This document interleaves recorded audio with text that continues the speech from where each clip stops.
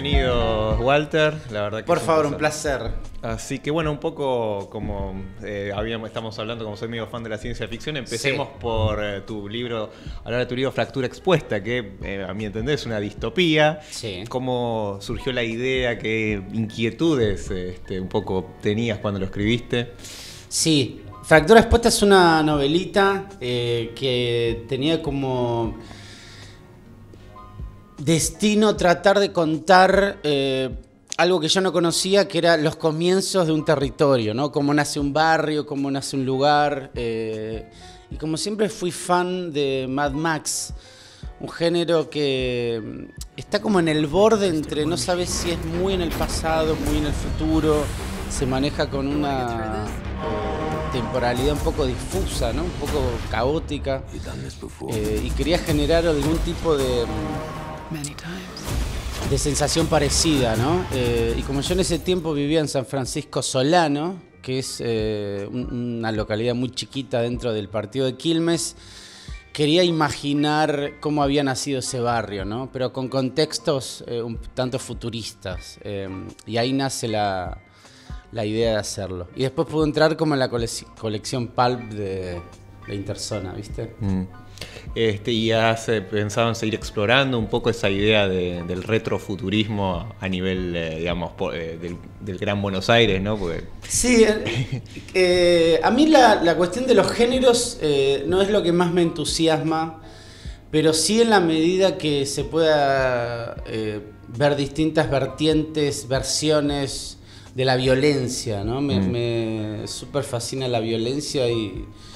La violencia física particularmente, no la psicológica, que es durísima, pero la violencia física creo que es un mundo a explorar todavía que creo que todavía me va a seguir interesando, ¿viste? Vos habías mencionado que, bueno, te gustaba la vida de Philip Dick, digamos, más allá de la obra. Estás como muy enganchado con él como artista. De hecho, hay una obra de él como Confesiones de un artista de mierda que te había enganchado mucho. ¿Qué es lo que te fascina de Philip Dick? Bueno, me interesan esas vidas de búsqueda de cómo atravesar el capitalismo con una forma poética de encarar lo cotidiano, ¿no? Él dejó absolutamente todo para entregarse a la escritura. En el caso de la escritura de novelas de ciencia ficción, llegó a escribir como 4 o 5 novelas para poder subsistir, llegó a comer comida de perro, llegó a tomar drogas para poder escribir más y mandar los libros a los editores. Por supuesto que eso también lo volvió loco y creo que literalmente le quemó el cerebro. Entonces ese tipo de vidas que a mí me parecen fascinantes, ¿no? Es decir, aquellas que toman decisiones que en la vida cotidiana muy pocos seres humanos se animan a tomar, ¿no? Ellos ven un límite y lo corren. En general, el ser humano tiende a ver los límites y a ponerse de este lado, ¿no? De este lado de la reja. Esta gente ve esos precipicios y se tira. A mí me encanta ese tipo de gente, ¿no? Que corre los límites. Bueno, y en cuanto a tu experiencia, recuerdo que me habías contado cómo fueron tus inicios, ¿no? Muy de abajo. Sí. Contá un poco sobre tus comienzos primero como lector y después como escritor. Sí. Bueno, poeta primero fue, según recuerdo. Sí, no sé si en esa época todavía estaba aprendiendo el abecedario. Sí, la cuestión de la lectura fue que literalmente salvadora, ¿no? Yo había vivido en una sucesión de hogares desafortunados, habitados por gente que no me caían bien, salvo mi mamá. Entonces ahí la lectura surgió como mónada y zona de salvataje, ¿viste? Creo que a partir de ahí decantó la idea, un poco delirante de ver si podía escribir, ¿no? Pero no tenía nada que ver con ninguna aspiración artística, porque como vos bien decís, yo vengo del fondo de la olla y no tenía ningún tipo de persona cercana que hiciera algo ni siquiera lejanamente relacionado al arte. Nada. O sea, para mí los artistas eran personas extraterrestres o de otras clases sociales a las cuales yo no podía acceder. Entonces era más que nada anotar cosas, ¿no? Y puntualmente tuve una ruptura amorosa de una niña, siendo yo también un niño inexperto, que me rompió el corazón y ahí surgieron los primeros poemas, ¿no? Estuvo bueno. El dolor a veces solamente duele y a veces te da lugar a escribir. ¿Y cómo llegaste al rock y posteriormente al punk, ¿no? Que de alguna forma ya está en tu vida, está en uno de tus libros, digamos. Sí. ¿Cómo fue ese primer amor, ese primer encuentro, llamémoslo? Sí. El odio a la sociedad, ¿no? Te lleva a esos sótanos donde suenan bandas de punk. Sí, había como un inconformismo muy grande, ¿viste? Tenía que ver un poco con estas sucesivas mudanzas, de encontrar lugares donde no me sentía bien, donde no me sentía cómodo, y nada de lo que veía me daba ningún tipo de placer, ¿viste? Aparte, siendo pobre, es como muy difícil que la felicidad esté cercana. Entonces el punk y el rock vinieron como a mostrar una posible zona de placer, de deseo, de emoción, de excitación. Y también una forma, en ese momento no lo pensaba así, pero creo que tenía que ver como una posibilidad de convertir tu bronca, tu rabia, tu resentimiento en algo artístico, ¿viste? En algo material que no sea solamente bronca, ¿no? Tal vez si me hubiese tomado más tiempo armaba una guerrilla, no sé, pero en ese momento solo me dio para gritar canciones de punk rock. Y pudiste de hecho entrevistar a mucho del punk rock argentino, de hecho justo hablábamos de todo el movimiento Sí. que hubo posterior a, bueno, el despertar en el mundo anglosajón. Sí, hay un librito que se llama Nací en una generación y ahí están compiladas muchas de estas entrevistas que decís. Y el plan también era ver cómo había envejecido esa gente, ¿no? Es decir, uno está a la altura de lo que se prometió de joven, qué tal nos trató el tiempo, pudimos sostener algo de esos planes antisistema o solamente nos dio para comprar la casita y cuidar el jardín, ¿no? Es decir, la gente que intentó hacer algo distinto a la sociedad, cómo fueron atravesando el tiempo, ¿no? Eso me da muchísima curiosidad. ¿Y pudieron? Algunos sí y otros trataron de resignificar esa bronca, ¿viste? Porque también los contextos históricos van dando la pauta de qué posibilidades tenés vos de intervenir tu época, ¿no? Yo creo que hoy en día el punk es más vigente que nunca porque el mundo nunca deja de ser una mierda. Entonces, creo que estas expresiones, estas formas de que tenemos de los humanos de generar ruidos que nos liberen de cierta opresión, van a estar siempre con nosotros, ¿viste? Sí, recuerdo en tu libro Nací en una generación, una de las entrevistas, creo que, no sé si quién de los entrevistados decía que el verdadero punk critica al mismo punk de alguna forma, es como una especie de... Sí. Eso es un poco la definición, digamos, el disconformismo por el mismo movimiento, digamos, como... Y bueno, ellos, a ver, yo creo que el punk no es un partido político, no puede estar dando algún tipo de disciplinamiento ni doctrina de cómo mejorar el mundo. Me parece que el punk es la forma que tenemos los humanos de demostrar qué tan mal está la situación y señalarlo. El rock no tiene por qué dar soluciones a los problemas del mundo. Sí tiene que decir dónde están esos problemas y quién debería solucionarlos, ¿no? Creo que también eso puede verse como una forma política de actuar, pero los que tienen que hacer algo son los políticos. Digo, les pagamos para eso, ¿no? Igual creo que el punk tiene que buscar límites para ver dónde seguir destruyendo esos límites, ¿no? Sí, creo que viene por ahí. Con respecto al libro Luces Calientes, un poco está el tema de Cromañón, que cuando hablamos de rock en Argentina siempre sale. Hace poco hablé con un gestor cultural que después de Cromañón todo el tema de los espacios culturales sufrió por eso, Sí. hubo clausuras y el rock también sufrió una herida. Y en ese libro de alguna forma hay una reflexión sobre todo ese tema. Contame un poco cómo llegaste a ese libro y cuál es tu sensación de el antes y el después de Cro-Magnon. Sí, el libro nació como nace muchos textos, ¿no? Como de forma muy difusa, caótica, uno no entiende bien qué tiene entre manos, ¿no? Hasta que pasa el tiempo, las páginas se van acumulando y uno ahí empieza como a ver algo parecido a una historia.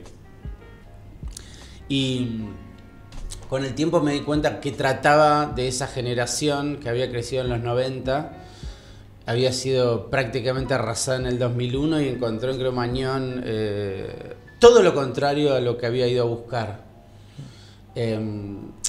Pero por ahí no es tanto una reflexión sobre el rock en general, sino como una especie de carta de amor a mi generación, a mis compañeros de clase, a la gente con la cual crecí, amé, cogí, me drogué, me emborraché y traté de disfrutar la vida en un momento donde no había ningún lugar donde pasarla bien, ¿no?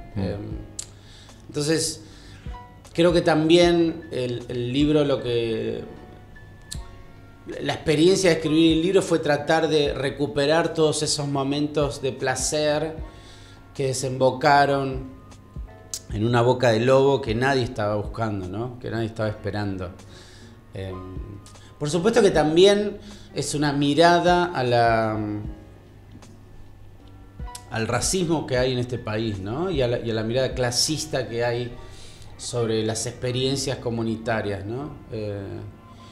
Y que está muy arraigada en cierta idea de centro y periferia, como los porteños viendo a la del conurbano desde arriba, como estas percepciones que hay. Y quería como intervenir el discurso que había alrededor de Cro-Magnon desde la ficción, ¿no? Me parecía vital eso. En cuanto a tu rol como docente, porque bueno, vos sos periodista, escritor y docente, ¿no? Bueno, ¿cómo llegaste a la docencia y cómo sentís la docencia? ¿Cómo sentís que aportás a partir de la docencia? Sí. Bueno, la literatura siempre me había, como lector, ¿no?, apasionado, y recordando mis años de estudiante, yo hice la secundaria en una escuela técnica. Por supuesto que me recibí, pero no sé absolutamente nada de lo que me enseñaron, pero sí me acuerdo de esas clases de literatura como un momento extremadamente aburrido, ¿viste? Que casi como que te hacían odiar esas horas, ¿no? O sea, el momento de agarrar un libro nunca era placentero. Y yo creía, siendo adulto, que tenía que ver con la forma en la cual se encaraba todo eso, ¿no? Entonces traté de hacer algo por eso, digamos, ¿no? Me metí a estudiar en el profesorado 83 de Solano con la idea de cambiar mi pasado, digamos, ¿no? Digo que la gente que estuviera delante de mí en un salón por lo menos pudiera entender que abrir un libro te puede cambiar la vida para bien y para mal. Es decir, que son experiencias trascendentes. No tiene nada que ver con decorar una casa ni con tener un objeto prestigioso en la biblioteca, ¿no? Es violencia, es destrucción, es muerte, renacimiento. Es todo lo importante de la vida abrir un libro. Entonces quería yo un poco intervenir en ese campo, ¿no? Que también, otra vez, me parece que es una forma de hacer política. La docencia es hacer política, y hasta te diría políticas públicas, ¿no? Los docentes y las docentes, mis compañeras y compañeros, que los amo a todos, todos los días lo hacemos de forma absolutamente anónima y a muy largo plazo. Y eso es lo que nunca se contempla, ¿no? Cuando se percibe el mundo de la educación, que se la percibe siempre de forma equívoca y malintencionada, ¿no? Entonces, yo quería eso, quería cambiar la realidad de mi tiempo. Bueno, el libro de tus entrevistas, el subtítulo menciona lo del monotributo, ¿no? Y un Sí. poco yo lo asocié con la precarización Sí. y, digamos, y la precariedad, digamos. Vos empezaste como periodista freelancer y en un momento habíamos sigo. hablado de... Bueno, seguís. Y es cierto que el periodismo ha tendido a precarizarse, ¿no? ¿Y cómo lo Sí. viviste eso? ¿Cómo empezaste y cómo lo vas viviendo ahora, digamos, el tema de la profesión del periodismo Sí. freelancer, ¿no? Porque Sí. muchos me preguntaron cómo se empieza, cómo... Sí. Qué misterio, ¿no? Sí, absolutamente. Yo empecé, no estudié para ser periodista, yo estudié para ser docente de literatura y en un momento de mi carrera, hace muchos años, algunos de mis compañeros y compañeras empezaron a tener licencias psiquiátricas reales, ¿no? Gente muy alienada por el trabajo docente. Y yo, por cuestiones de la vida, tenía amigos y amigas que hacían el periodismo freelance. Y cuando me iban contando su trabajo, pensé que lo podía hacer. Incluso uno, que yo admiro mucho, amigo periodista, me dijo, yo le pregunté si sin estudios, sin tener experiencia en el medio, podía entrar. Y él me dijo... Si sabes el abecedario estás listo para ser periodista, ¿no? Me pareció un gran consejo y a partir de estos amigos y amigas me dijeron qué era el periodismo freelance, cómo se podía hacer, cómo armar un sumario, incluso me pasaron algunos contactos y de esa forma solitaria, ¿viste? Empecé, ¿no? Mandando mails, eso fue como mi botella al mar y... Creo que la palabra monotributo en el libro Nací en una generación tiene que ver con la precarización, no solamente del trabajo periodístico, sino la precarización del mundo, de las experiencias, de todo lo que vivimos. Creo que el reinado del algoritmo vino a reemplazar los polvos cotidianos, ¿no? Entonces, eso... Creo que se refleja un poco en la palabra monotributo, ¿no? De qué forma cada vez fue degradándose más la vida por tratar de encontrar un lugar interesante en internet, dejando de lado todas las aventuras de la vida real.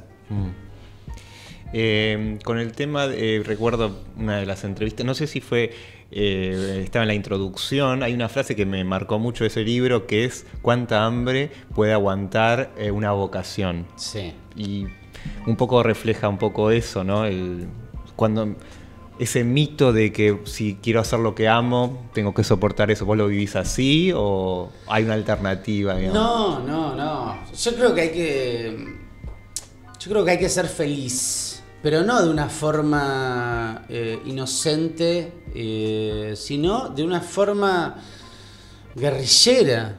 O sea, tratar de buscar tu deseo y conquistarlo y ver de qué forma tu vida puede ser placentera en base a algunos ideales y éticas que manejás. No creo que nadie deba ni pasar hambre, ni pasarla mal, ni tampoco elegir sufrir para poder tener material para escribir. Me parece que todos esos lugares comunes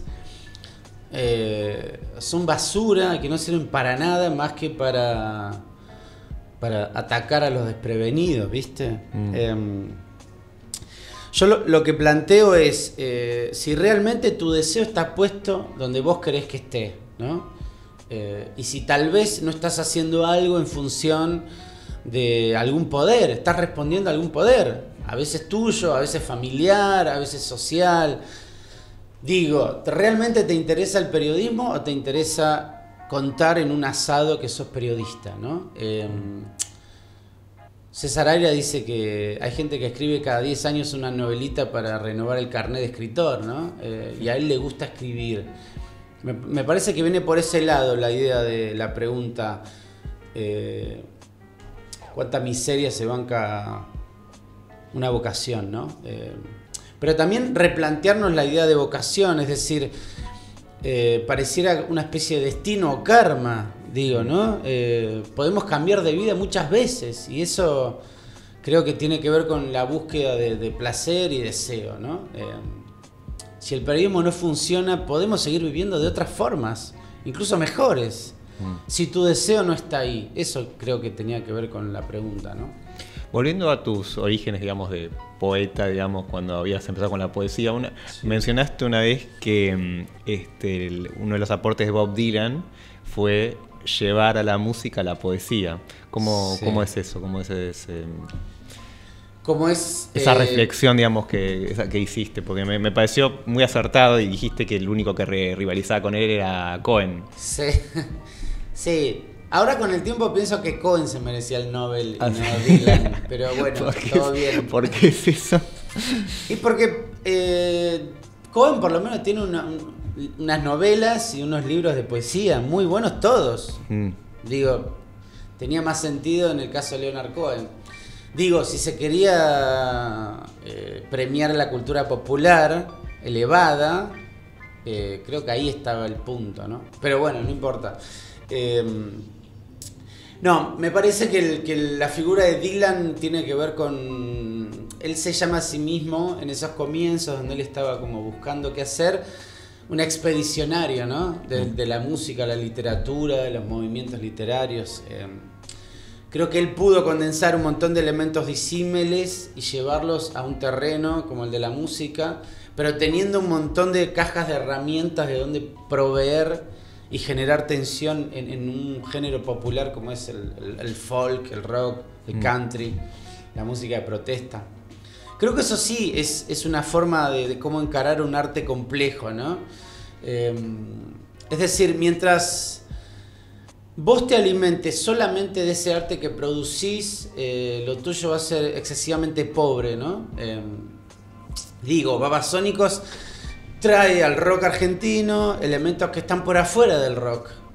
Digo, las películas de clase B, un imaginario de película de acción media berreta, como un romance de telenovela, genera un montón de imágenes y bellezas y por eso genera tensión dentro de un género como el rock argentino, ¿no? Creo que con la literatura también es posible pensarlo.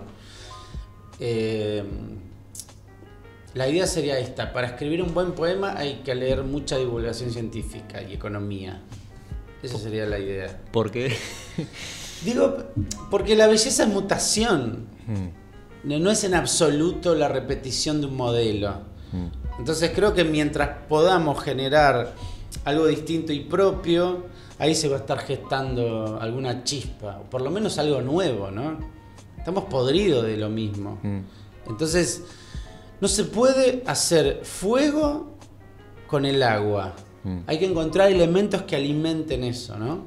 ¿Crees que hay un estancamiento, no solo en la música, en la literatura? El otro día hablaba con músicos y me decían, hace años que no hay nada nuevo. Esa frase que se repite, viste, a veces. Sí. ¿Hay algo de verdad en eso? ¿Y por qué si hay algo de eso? Si Sí hay. te aburrís es porque no estás prestando atención. Ok. Yo creo que la vida siempre avanza, no sé si para bien o para mal, pero sí entiendo que si no estás encontrando petróleo es que estás buscando en el pozo equivocado, ¿no? Entonces hay algo ahí de la vejez que tiene que ver con siempre despotricar con la época que te toca vivir, ¿no? Puede ser una de las definiciones de vejez esa, ¿no? Quejarse de que el momento que vos estás viviendo no es como antes, que vos eras joven y estabas haciendo algo, ¿no? Quejarse también es de miserables, ¿viste? No lo soporto. ¿Y dónde buscar? ¿Dónde está el petróleo? En el caso de la música, por ejemplo, ¿qué le recomendarías a alguien que está buscando? Para empezar, que no confíe en el algoritmo de Spotify. Ah, ok. Para empezar. Y para seguir, hay que escuchar mucha música muy variada, porque el mundo es excesivamente amplio, ¿no? Y creo que también encerrarse en un solo género genera endogamia. Y la endogamia es poco erótica, ¿viste? No, con el tema de... Habíamos hablado también de David Lynch como un artista disruptor, ¿no? Y ¿Quién es para vos David Lynch? Y él también ahora se volvió un poco mainstream. Sin embargo, él sigue siendo él. Digamos, se ha vuelto mainstream sin quererlo, creo yo. No sé, ¿qué opinas de todo eso? Yo creo que se volvió una caricatura de él mismo, ¿no? Digo, fíjate el último corto de Netflix. Sí, el del mono. Viste, como que... creo que él construyó una suerte de prestigio en base a una obra sólida y que hoy en día se relajó y sabe que la gente va a amar todo lo que haga. Sí. Porque ¿quién va a decir que Lynch es un embole? Porque nadie se atreve ahora. Yo creo que es ese tipo de artistas que por otra parte, hay que ser justos, ¿cuántas obras maestras hiciste vos? ¿No? Para cuestionar también, ¿no? Claro. Pero por supuesto que David Lynch vino a traer un poco de caos al cine, ¿no? Eso siempre es atractivo.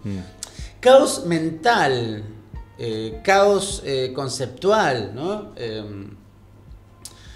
Él dijo en una entrevista que siempre le interesó la frase esa, ¿no? De tirar debajo de la alfombra todo lo que no podemos aceptar, ¿no? Dice que él trata de, en sus películas, sacar esa mugre que la gente trata de ocultar debajo de la alfombra para exponerla en imágenes. Esa idea me parece increíble, ¿no? Yo no sé cómo lo logra él. Creo que el lenguaje audiovisual en el caso de él es como el mejor vehículo para contar ese tipo de historias, ¿no? Acá lo hace muy bien Gustavo Ferreira, que es un novelista increíble, impresionante. Digo, puede sacar del inconsciente cosas fuertísimas y ponerlo en el formato de historias, ¿no? Cuentos y novelas. Es algo muy complejo de hacer, ¿no? Creo que por eso nos fascina tanto, ¿no? Llega a zonas que muy pocos artistas llegan. Creo que él empezó como pintor un poco, esa también. Sí, está ese documental donde se ve todo ese recorrido que él hace, ¿no? También está la cuestión de la meditación como forma de arte. Pero por esa parte no comulgo. Todavía me gusta el humo y el choripán. Muy bien. Y en cuanto al consejo que le darías a alguien que quiere iniciar su carrera de, digamos, ya sea de artista en lo que sea, digamos, ¿qué consejo le darías? Vos que has entrevistado a escritores, músicos, ¿qué lecciones un poco podés extraer, no? Como pan rocker que soy, no doy consejos en absoluto, ¿no? Dejo que la libertad de cada uno les dicte a quién asesinar o a quién amar. Y en cuanto al periodismo, digamos, como tu rol de periodista, digamos, vos empezaste desde digamos, me dijiste, solo escribiendo mails, recuerdo, fue. ¿Hay alguna cosa que digas, haría algo distinto ahora sabiendo esto? Me hubiese gustado empezar como millonario para probar en distintos lugares, pero yo creo que también la inexperiencia mezclado con las ganas de hacer algo riesgoso siempre genera algo imprevisto que de última termina siendo productivo, ¿viste? Para tu escritura, si es eso lo que uno quiere hacer, ¿no? Lo que sí siento es que cuando uno está empezando no hay que escuchar a nadie, eso siento. Que en la medida en que uno pueda entender el campo en el cual quiere intervenir, de algún modo, y trate de ser lo más personal posible, puede encontrar aunque sea una baldosa para colonizar, ¿viste? Porque si uno empieza imitando, es muy posible que uno se vuelva una máscara, ¿viste? Entonces hay algo ahí de lo cual uno queda preso, creo. Pero son hipótesis. Tal vez mañana tengo otras, pero hoy tengo esta. Acabamos de entrevistar al escritor y periodista Walter Lescano. Deja en los comentarios a quién te gustaría que entreviste más adelante. Y bueno, suscríbete a nuestro canal.